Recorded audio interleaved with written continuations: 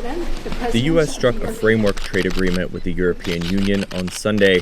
The deal, which comes after months of negotiations, imposes a 15% import tariff on most EU goods, which is half the rate U.S. President Donald Trump previously threatened.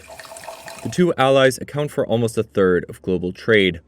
Trump and European Commission President Ursula von der Leyen announced the deal at Trump's luxury golf course in western Scotland. So we have good news.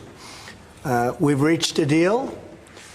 It's a good deal for everybody, I believe. And I think you were saying this is probably the biggest deal ever reached in any capacity, trade or beyond trade. It is. Von der Leyen described Trump as a tough negotiator and later told reporters the deal was, quote, the best we could get.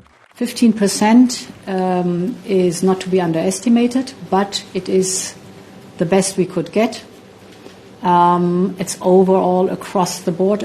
Trump said the deal calls for $750 billion of EU purchases of U.S. energy in coming years and, quote, hundreds of billions of dollars of arms purchases.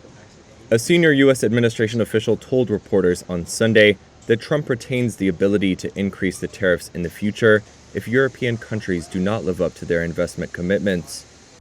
If all the details hold, it likely spells good news for a host of EU companies, such as Airbus and Novo Nordisk, as well as those in Germany's auto sector, which have been some of the hardest hit by the 27.5% U.S. tariff on car and parts imports currently in place.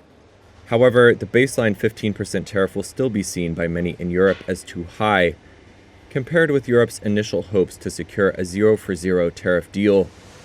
While the tariff applies to most goods, including semiconductors and pharmaceuticals, there are exceptions.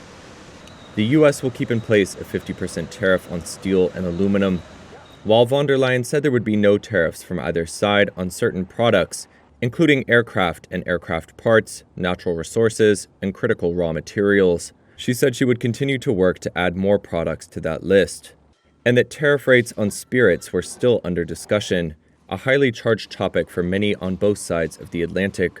The deal will be sold as a triumph for Trump, who is seeking to reorder the global economy and reduce decades-old U.S. trade deficits. He has already reached similar framework accords with Britain, Japan, Indonesia, and Vietnam, although his administration has not hit its goal of 90 deals in 90 days. After a months-long standoff, many may see the 15% tariff as a reality check on the aspirations of the 27-country European Union. ING chief economist Carsten Bresky says it's a painful thing to accept for the bloc.